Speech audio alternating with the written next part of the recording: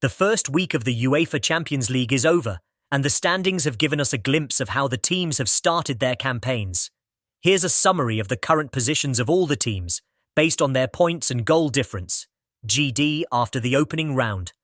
Bayern Munich sits at the top of the table with an outstanding +7 goal difference, GD and 3 points, leading the way after week 1. Celtic follows closely in second place, having secured 3 points with a +4 GD, starting their campaign on solid footing. Bayer Leverkusen shares the same GD as Celtic, also with +4 and 3 points, putting them in third place. Aston Villa holds fourth place after the first week, with +3 GD and 3 points, showing a strong start to their campaign. Borussia Dortmund is positioned fifth, having also earned 3 points and a +3 GD. Sparta Prague is in sixth place, matching Dortmund's +3 GD and 3 points, keeping them among the early leaders.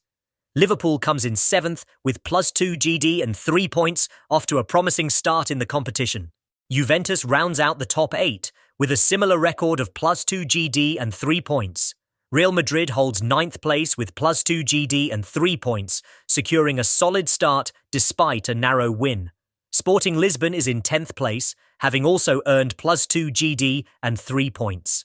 Benfica follows in 11th, with +1 GD and 3 points, making a steady start to the group stage.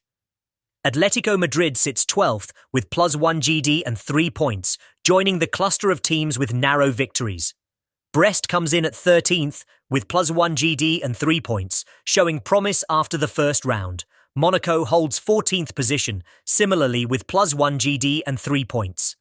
Paris Saint-Germain, PSG, follows in 15th place, also with +1 GD and 3 points. Arsenal has a more modest start, drawing their first match, which leaves them with 1 point and a 0 GD, placing them in 16th. Inter Milan similarly earned 1 point and a 0 GD, sitting in 17th after their opening draw. Atalanta finds themselves in 18th place with 1 point and a 0 GD after a drawn match. Manchester City comes in at 19th with 1 point and a 0 GD, an unusual position for the former champions. Bologna also earned 1 point and has a 0 GD, landing them in 20th place. Shakhtar Donetsk follows in 21st. Similarly, with 1 point and a 0 GD, RB Leipzig sits in 22nd after their draw, earning 1 point with a 0 GD.